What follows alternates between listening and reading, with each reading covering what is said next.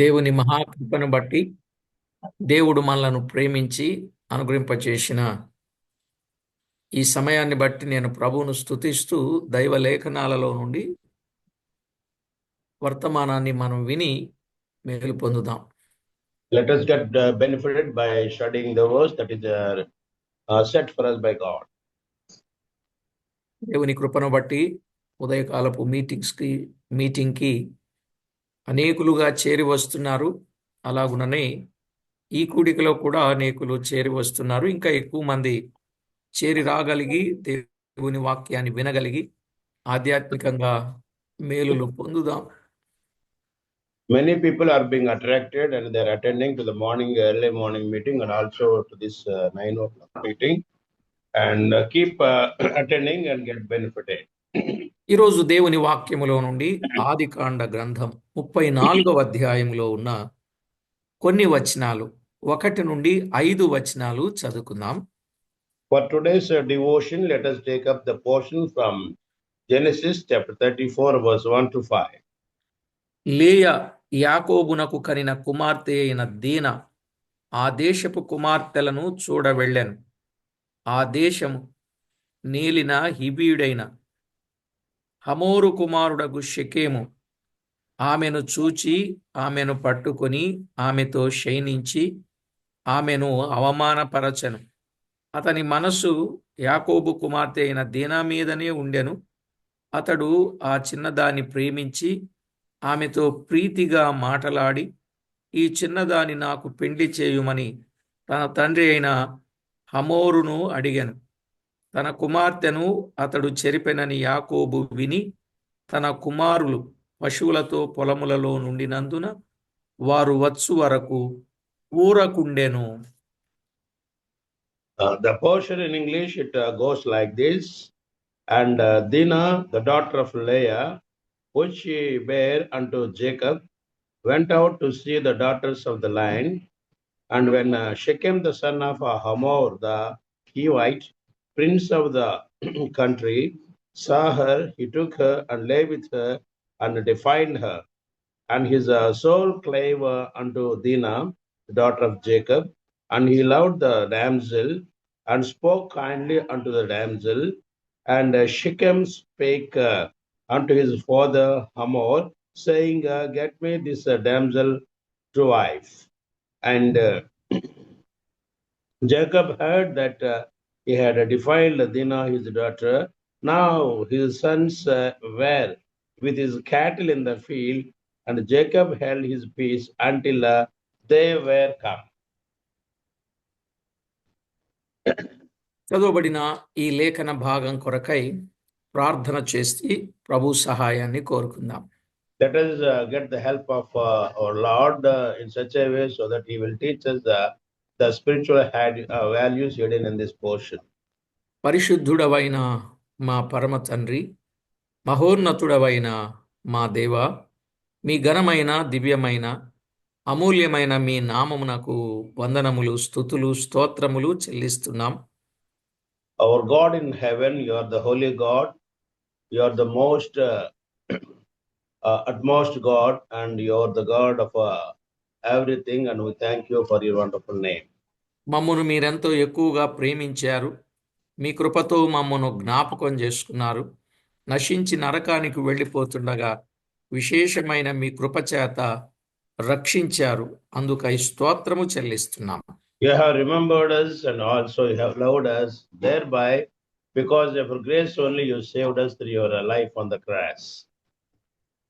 నిజంగా మా బ్రతుకుల్లో మీరు చేసిన మేలులన్నీ ఎంత విశేషమైనవో వాటిని మేము తలపోసుకుంటూ మీకు కృతజ్ఞతా వందనములు చెల్లిస్తూ మా జీవితాంతం రుణస్థులమై ఉన్నాం. Indeed, we are very indebted to you for all the loving kindness they are showing all through our life, for all the activities. Throughout our life, we are prone to bless your name always. మా ఎడల మీకున్న దయా వాత్సల్యమును బట్టి మిమ్మును స్తుతించుచు మా ప్రభు అయిన యేసు క్రీస్తు అమూల్యమైన నామమున స్తుతించి ప్రార్థించి వినియులమై వేడుచు ఉన్నాం మా పరమ తండ్రి. Because of your love and affection towards us and also kindness towards us, we remember you and say thanks to you. With these things, we submit this prayer in the name of Lord and Savior Jesus Christ. Amen. Amen.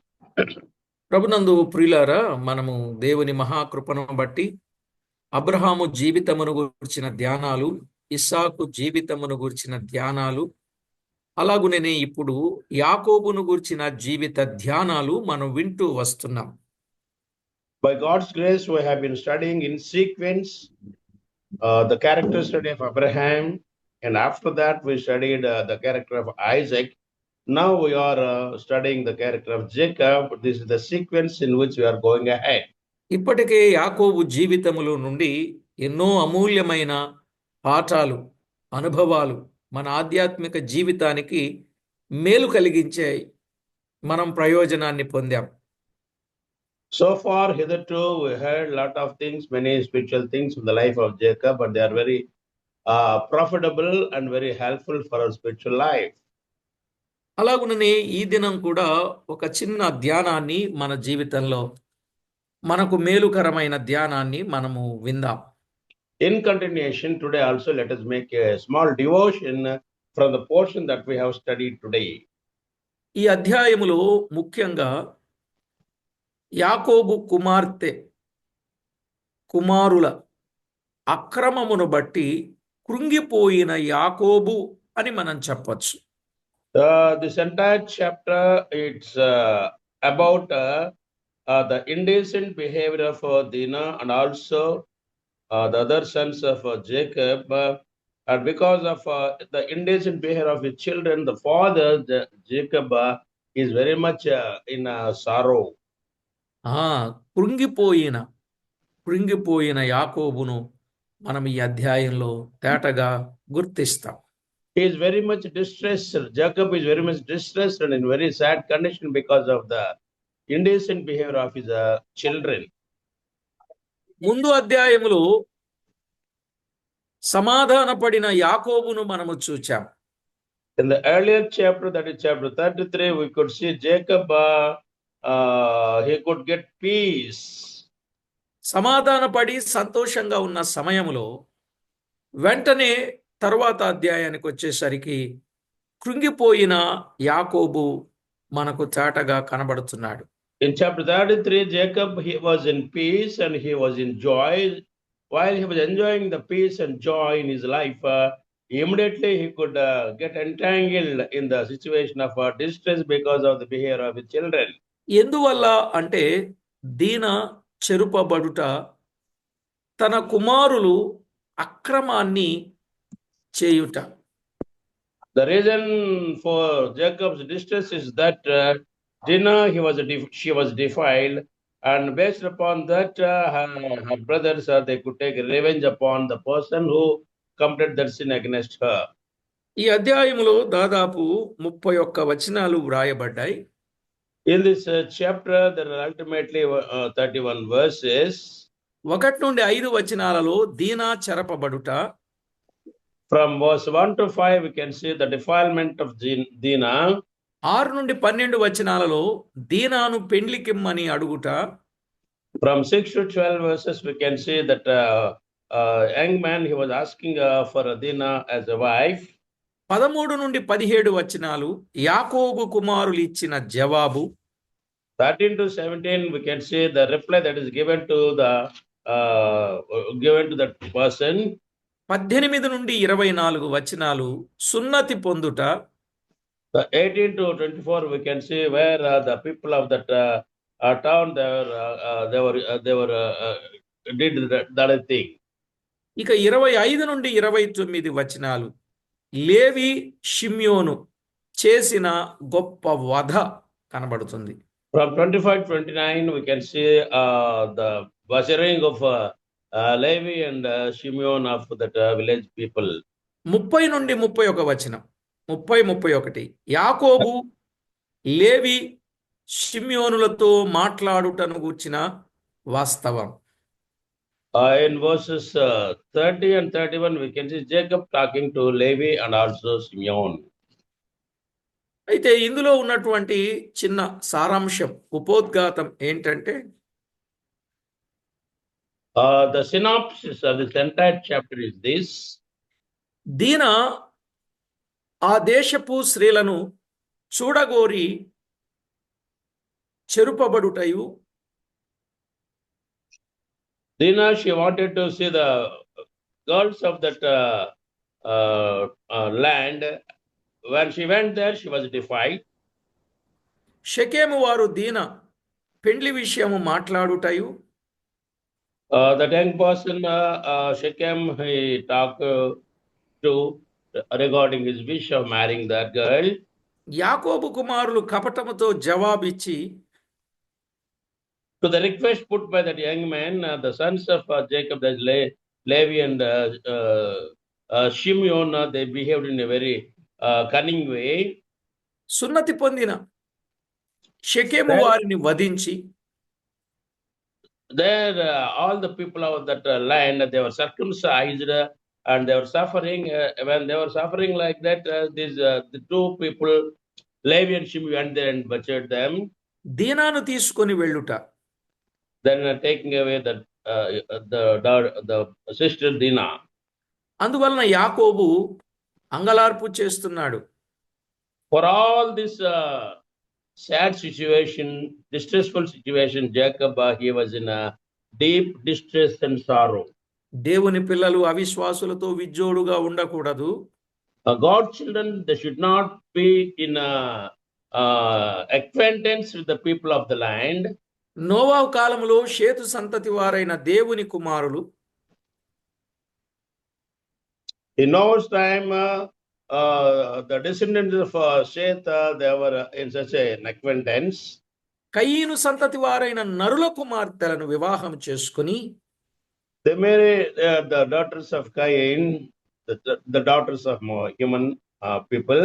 భ్రష్టులైన కారణంగా Because of that marriage, they became defiled. జలప్రళయము వచ్చి వారిని నాశనము చేసెను. Later on, we can see the God overpouring his wrath upon those people. దేవుని పిల్లలు అన్యులతో కలవక ప్రత్యేకముగా ఉండవలెను. God's children, they should not get into friendship with the heathen people.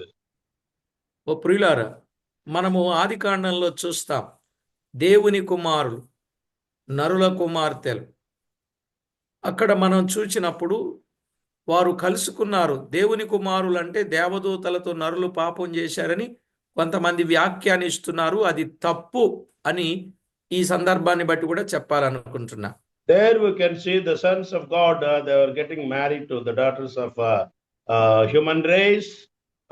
We can see that admixture there. వారికి పుట్టిన వారు నెఫీలులు అనే మాట మనం చదువుతాం. Because of that strange matrimonial alliance, we can see Nephilis. They were the descendant offsprings of that marriage. అయితే ఇప్పుడు దేవుని కుమారులు అంటే దేవదూతలు కారు. వారెవరు? షేతు సంతతి వారైన దేవుని కుమారులు. వారు షేతు సంతతి, వీరేమో నరుల కుమార్తెలేమో కయ్యూని సంతతి. There is some wrong interpretation in this aspect. Some preachers say that God's sons are angels. That's not correct. The God's sons are the sons of Sheth, and the human daughters are the sons of the daughters of Cain. ఈ clarity వాళ్ళకి లేక దేవదూతలు పడిపోయారు అనంటే వారు ఇదిగో ఈ పాపం చేశారనే మాటలు వాళ్ళు చెబుతూ వాక్యాన్ని వక్రంగా మాట్లాడుతున్నారు. అది వారి జ్ఞానం ఎంతో మనం అర్థం చేసుకోవాలి దీన్ని బట్టి.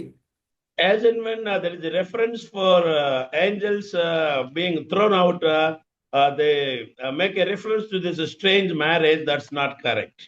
అసలు దేవుని కుమారులు నరుల కుమార్తెలు, దేవుని కుమారులు దేవదూతలని ఎట్లా? దేవుని పిల్లలందరూ దేవదూతలు లాంటి వారే గాని దేవదూతలు కారు అనే విషయాన్ని మనం గమనించాలి. God's sons, they're not all, they're simply the born again people who accepted God, but they are not angels. సరే, ఇక్కడ మనము కొంత ధ్యానం చేసినప్పుడు 1 నుండి 5 వచనాలలో దీనా చెరపబడుట, Verses 1 to 5, we can see the defilement of Dinah. లేయా యాకోబునకు కనిన కుమార్తె అయిన దీన. లేయాకు యాకోబుకు కనిన కుమార్తె ఈ దీన. This Dinah is the offspring of Leah and Jacob. ఆ దేశపు కుమార్తెలను చూడవెళ్ళెను అనే మాట మనం చూస్తున్నాం. The daughter of this Jacob and Leah, she went out to see the daughters of that land. చూడండి ప్రియులారా, ఆ దేశపు కుమార్తెలను చూడవెళ్ళింది అని వ్రాయబడింది. It is written in such a way that Dinah went out to see the daughters of that land. ఒకటి, భక్తి కలిగిన కుటుంబములో పుట్టి పెరిగిన దీన అన్యులను చూడవలెనన్న అభిప్రాయం మంచిది కాదు. It's not a good attitude, a good behavior on the part of Dinah, who has a long, good divine environment in their family. She went out to see the daughters of the heathen people. దుష్ట సాంగత్యం మంచి నడవడిని చెరుపును. Such of this acquaintance with the heathen people, definitely it spoils the character of God's people. ఆమె వెళ్ళిన స్థలము ఆమె పుట్టి పెరిగిన స్థలం కాదు. The place where this Dinah went, it was not the place of her nativity. అలాంటి వారితో ఎలాంటి పొత్తు, ఎలాంటి సాంగత్యం కలిగి ఉండకూడదు. With such alien people, with such heathen people, Dinah, on that day, Dinah, nowadays we should not have any acquaintance. మరియు ఆమె వెళ్ళింది కొత్త స్థలం, వారు పుట్టి పెరిగిన స్థలం కాదు. Moreover, the place where she went, it was a new and strange place altogether, an unknown place. అసలు అలాంటి స్థలంలో కన్యకలుగా ఉన్నవారు బయటికి వెళ్ళుట అసలు మంచిది కానే కాదు. తెలియని స్థలములో To such a people, damsels, virgins, they cannot go out. If they go like that, definitely there will be a harm to their life. దీన కుటుంబములో ఆమె వయసు కలిగిన కుమార్తెలు లేరు. అందువలన తన సమాన వయస్కులతో కలిపి సహవాసము చేయాలని ఉంది కాబోలు. Maybe in the house of this Jacob, there was no daughter. That's why she wanted to have a friendship with her age group outside her house. ఈరోజు సహవాసం చేయాలని, ఫ్రెండ్షిప్ చేయాలని కాని వారితో స్నేహం చేయడం మూలాన జీవితం భ్రష్టు పట్టిపోతుందనడానికి ఇదొక మోమాటము లేని నిర్భయమైన సందేశమే. The attitude of young people to have fellowship and friendship with such heathen people, it's very dangerous, and it should not be desired by people nowadays. దేవుని పిల్లలుగా ఉన్నవారు భక్తి చూడాలి గాని వయసు చూసుకోకూడదు. Children of God, just like Dinah, who came from divine family, we should not go for the people of that heathen people. They have to go to the people who are godly people. దేవుని వాక్యం ఏం చెప్తుంది? తిమోతికి వ్రాసిన 2వ పత్రిక 2వ అధ్యాయం 22వ వచనం. What does the scripture in the 2 Timothy chapter 2 verse 22 says? నీ యవనేచ్ఛల నుండి పారిపొమ్ము, పవిత్ర హృదయులై ప్రభువునకు ప్రార్థన చేయు వారితో కూడా, అనగా సహవాసము చేయుచు నీతిని, విశ్వాసమును, ప్రేమను, సమాధానమును వెంటాడవలెను అని బైబిల్ గ్రంథం చెప్తా ఉంది. The verse reads like this: flee also youthfulness, and follow the righteousness, faith, charity, peace with them that call on the Lord out of a pure heart. ఆ దేశపు కుమార్తెలను చూడవలెనన్న కోరిక కూడా యవనేచ్ఛలలో ఒకటి. Her desire, the desire of Dinah, it was one of the lusts of young people. వాటిని విసర్జించవలెను గాని వాటిని అనుసరించకూడదు. We have to say, renounce such of the desires, and we should not follow, we should not cultivate that attitude in the life. దేవుని పిల్లలకు భక్తి విశ్వాసాలే ముఖ్యం గాని లోకముతో స్నేహం ముఖ్యం కాదు. For the children of God, faith is important, and also reverential life is important, but not the outside world and its lurings, attractions. యవన వయసు కలిగిన దీనాను అన్నదమ్ములు గాని తల్లిదండ్రులు గాని ఆమె మందలించినట్లుగా కనబట్టంలే. In the house of Jacob, when Dinah, she wanted to go out, either her father or her brothers, they did not control or restrict her. కారణం ఏమంటే 11 మంది పురుషులు, ఒక్క ఆమె దీన, The 12 reason మంది. is, the reason is that she is the only girl, female in the family, entire family. That's why they have a lot of affection towards her. అందువలన గారాబంగా పెంచుతూ ఆమె ఏది చెప్పినను ఏమి చేసినను అడ్డగించకుండా వచ్చారు. That's why she demands a lot of respect in the family. All the people show love and affection towards her. That's why whatever she asks, definitely they give. అందును బట్టి అది కీడుగా పరిణమించెను. That lenience, it has become a danger for her life. బహుశా ఏసేపు ఉన్నట్టయితే అక్కడ 12వ వాడు ఆయన ఏమైనా మందలించేవాడేమో కానీ ఆయన కూడా లేడు కదా. అందుకే 11 మంది అన్నాను. ఏంటి యాకోబుకు 12 Yeah. మంది అయితే 11 మంది అన్నాడు అనుకుంటారు, మీకు డౌట్ వచ్చుద్ది.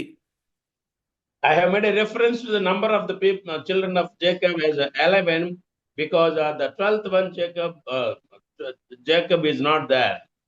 11 మంది కుమారులలో ఒక్కతే కుమార్తె గనుక అందువలన గారాభంగా పెంచుతూ ఆమె ఏది చెప్పినా అడ్డగించకుండా వచ్చారు. ఇప్పుడు ఆమె వలనే చిక్కు సమస్య అనేది ఏర్పడిపోయింది. Because of her these people, they were showing a lot of respect to her demands, and that turned to be a strange thing to her. అందును బట్టి అది కీడుగా పరిణమించినట్లు చూస్తున్నాం. That's why it has turned to be an unwanted happening in her life.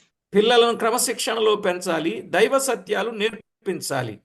We have to tame, we have to grow up our children in discipline and also in the light of the word of the Lord. ఎందుకంటే బాలుని హృదయంలో మూఢత్వము స్వాభావికముగా కలదు, శిక్షాదండము దానిలో నుండి తోలివేయును అని సామెతల గ్రంథం 22 6వ వచనం 16వ వచనంలో చెప్పబడింది. In Psalms chapter 22 verse 6 and 16, there it's a natural thing in the mind of the children, that moodiness, and we have to control that by the word of the Lord.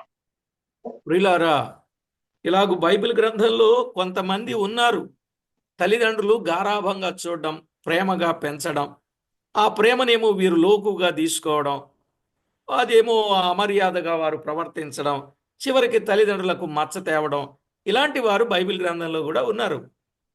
Children like Dinah, they are there in the Bible. They get lot of freedom in the family. As a result, that freedom is misused. Thereby, they get a lot of trouble. చూడండి, దావీదు తన కుమారుడైన అదోనియాను మందలించి నొప్పి కలిగించలేదు, కావున అతడు గర్వించి కాని పని చేసినట్లుగా చూస్తాం. One example in the Bible is the son of David, that's Adoniah. He was not controlled. He was given much freedom. That's why he behaved in a strange way. రాజుల మొదటి గ్రంథం 1వ అధ్యాయం 5-6 వచనాలు. For that we can turn to the book of 1 Kings chapter 1 verse 5 and 6. ఇలాగూ దీనాను వారు మందలించకపోవటం కూడా అది ఒక కారణం కావచ్చు. Not controlling Dinah, not restricting Dinah in her behavior, that's one of the reasons falls from the elders.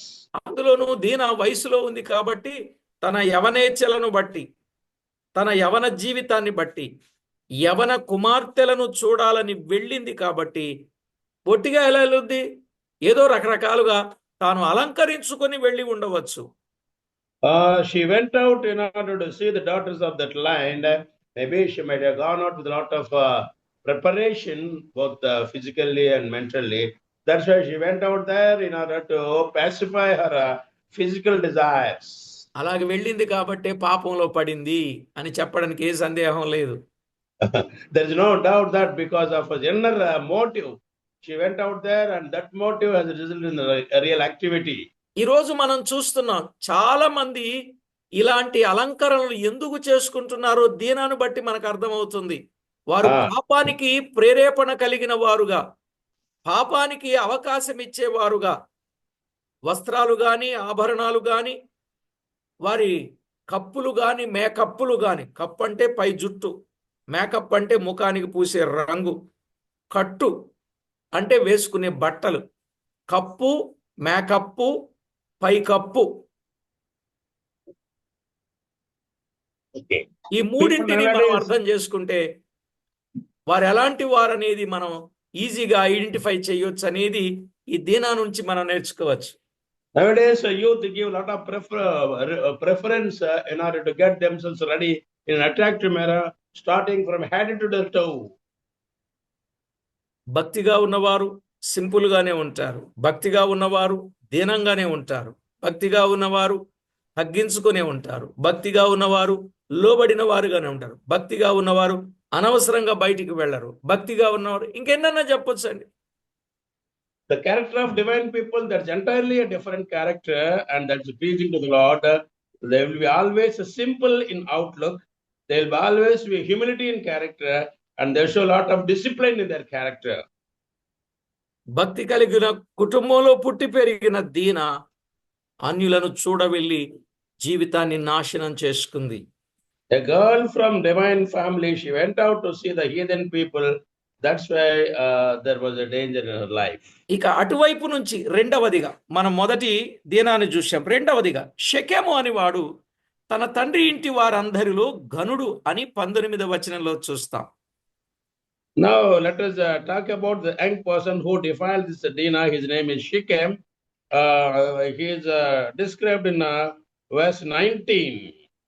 అతడు ఆ చిన్నదాన్ని ప్రేమించి ప్రీతిగా మాట్లాడెను అనే మాట చూస్తాం. As he saw that Dinah, Shechem fell in love with her. అతడు అలా మాట్లాడినప్పుడు ఆమె ఇష్టపడిందంటే తాను మాట్లాడినటువంటి ఆ మాటలకు ఆమె ప్రవర్తన కూడా చెడ్డదని తెలియతుంది.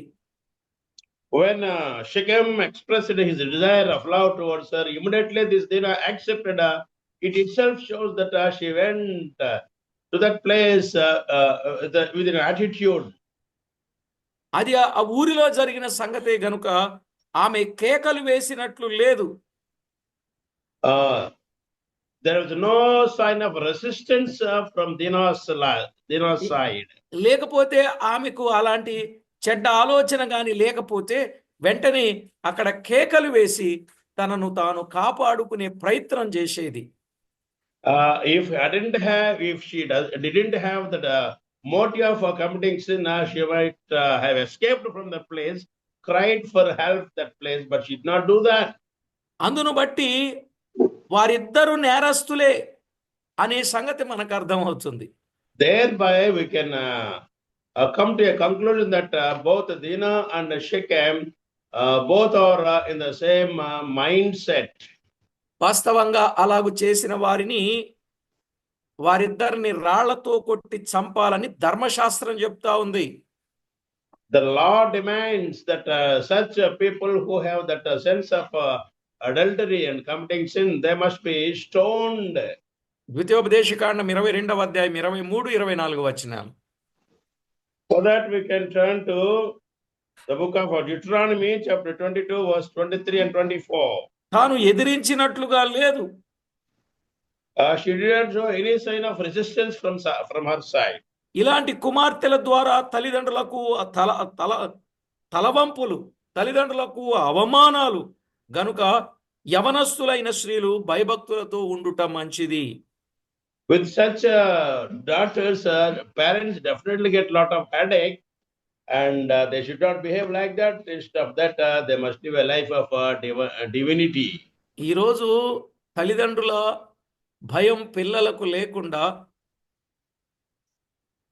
తల్లిదండ్రులే పిల్లల్ని ప్రోత్సహిస్తూ ఉన్నారేమో అని అనిపిస్తా ఉంది ఒకానొక కోణంలో.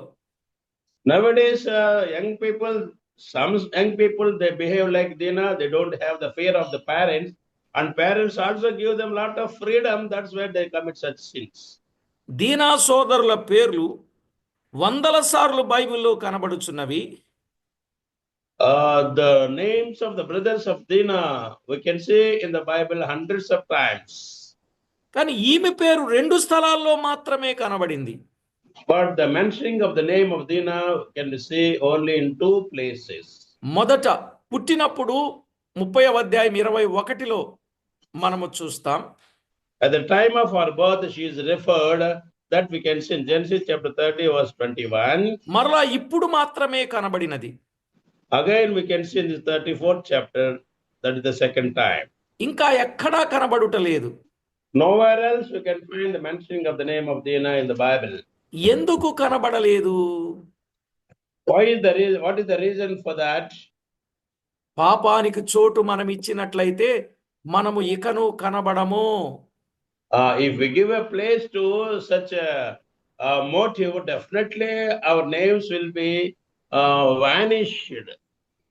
పాపానికి దూరంగా, పవిత్రతకు సమీపంగా, ప్రభుతో సహవాసంగా మన జీవితాన్ని గడపవలసిన వారం. We have to flee from the lustful attitudes, and we have to love the purity, and also we have to live a life of godliness. దీనా తన శీలాన్ని పోగొట్టుకుంది, తన గుణాన్ని చెరిపివేసుకుంది, తన సాక్ష్యాన్ని చెరిపివేసుకుంది, తండ్రికి అన్నలకు అవమానాన్ని తెచ్చిపెట్టింది. Dina lost her character, Dina lost her testimony, and she brought a lot of disgrace to the family. యవనస్తులైనటువంటి వారు రిబ్కా వలె తన శీలమును కాపాడుకొని చక్కగా ప్రవర్తించవలసిన వారుగా ఉన్నారు.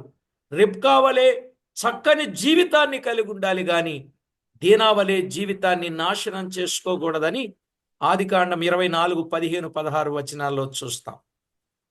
In Genesis chapter 24, verse 15 and 16, there we have a good example for the young people in the name of Rebecca. She maintained her chastity, virginity, and also she made divinity. But in this chapter, we can see Dina, who is lost in her character and testimony.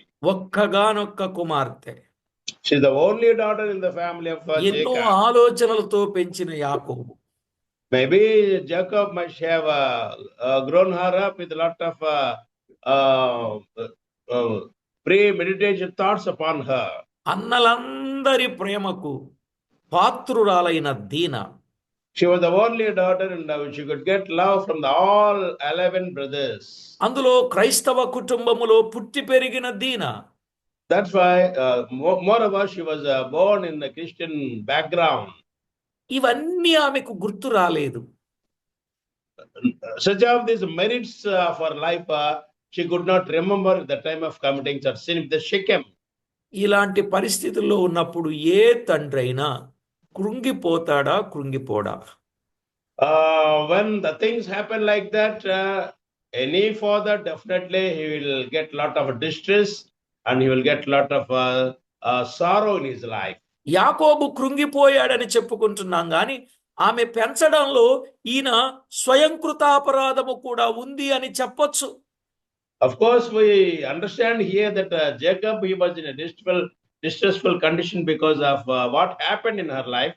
And one more thing is that he is the responsible person because of her lenient character. ఆడపిల్ల గదని ఎంతో ఆప్యాయంగా, గారాభంగా, చక్కగా పెంచి పెద్ద చేసిన ఈ కుమార్తె కాని పని చేసినప్పుడు తండ్రి ఎంత కృంగిపోయాడో, తండ్రి ఎంత కుమిలిపోయాడో, తండ్రి ఎంత కన్నీరు కార్చాడు.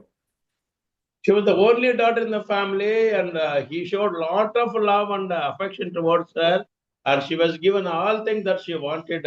But when things happened like this, definitely he was in such tears, such a distressful condition, and also his heart was melting. కనుక ప్రభునందు ప్రియులారా, మనము జాగ్రత్త పడి జీవితాన్ని సరిచేసుకొని పిల్లల జీవితాలు సరిచేయకపోతే రేపు మనం కృంగిపోయిన స్థితిలోని, కుమిలిపోయిన స్థితిలోని, చివరికి కూలబడిపోయే స్థితిలోనే మనం ఉంటాం. As elders in the family, responsible persons in the family, we have to live a life of discipline, and we have to grow our children in the discipline. Thereby, definitely they will, when they come up in age, definitely they bring glory to the house, But if they are brought up just like Dina, definitely there will be sorrow in the house. తల్లిదండ్రులు కన్నీళ్లు కార్చకుండా, 2 కుమిలిపోకుండా, 3 కృంగిపోకుండా, 4 కూలిపోకుండా ఉండాలంటే If at all parents wants to, if they don't want to have tears in their family, if they don't have any distressful condition in the family, if they don't like their hearts melting because of the sad conditions. Fourth one, if at all they don't want to have any disgrace to the family, they have to grow the children in discipline. దేవుని యందు చక్కగా మనం పెంచడం నేర్చుకుంటే ఈ పరిస్థితులు మనకు రావు అనేది ఈరోజు మనం నేర్చుకునే గొప్ప పాఠం అండి. The great lesson that we learn today is that if we grow our children in, if you bring up our children in discipline, ఈ and వర్తమానం godly atmosphere, definitely will get a lot of glory in our houses. ఈ వర్తమానం ప్రతి తల్లిదండ్రులు వినాల్సిన వర్తమానం ఇది. This is the message that every father and mother, elders in the family, they have to listen to. పెద్దవారైన వారు, తాతలు గాని, నాయనమ్మ, అమ్మమ్మలు గాని ఈ వర్తమానాన్ని ఆ మనుమ సంతానానికి అర్థమయ్యేటట్లు ముందు మనం అర్థం చేసుకొని మనం కూడా మన చేతనైనటువంటి సంగతులను వారికి చెప్పాలి. మనం Elders in the family, such as the grandparents, definitely they have to listen to this. They have to grasp the meaning of this message and pass on this message to the young people in the houses. It is their responsibility. అలాగున మనలను మనము జాగ్రత్త చేసుకుందాం. ప్రభు నామానికి మహిమ ఆపాదిద్దాం. Let us preserve our families. Let us preserve our children in such a manner, thereby God will get a lot of glory. ఇంకా కొంత పాఠం ఉన్నది, మనము తర్వాత సమయంలో తప్పనిసరిగా విందాం. దేవుని నామానికి మహిమ ఆపాదిద్దాం. A few more thoughts are left out. Perhaps in the next class I will share those thoughts. ప్రార్థన చేసుకుందాం. Let us pray.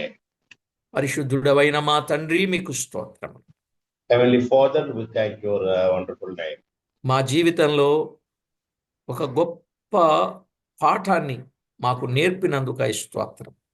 You have taught us today a great lesson in our life. For that we thank you, Lord, once again. ప్రతి విషయంలో మీకెంతో మహిమ, ఘనత, కీర్తి ప్రభావములను మీకు ఆరోపించగలుగునట్లు మమ్మను మీరు జాగ్రత్త చేసి మీకు మహిమ తేగలుగునట్లు సిద్ధపరచమని కోరుచు, Keep us, Father, teach us, Father, in such a way in all our activities on this universe.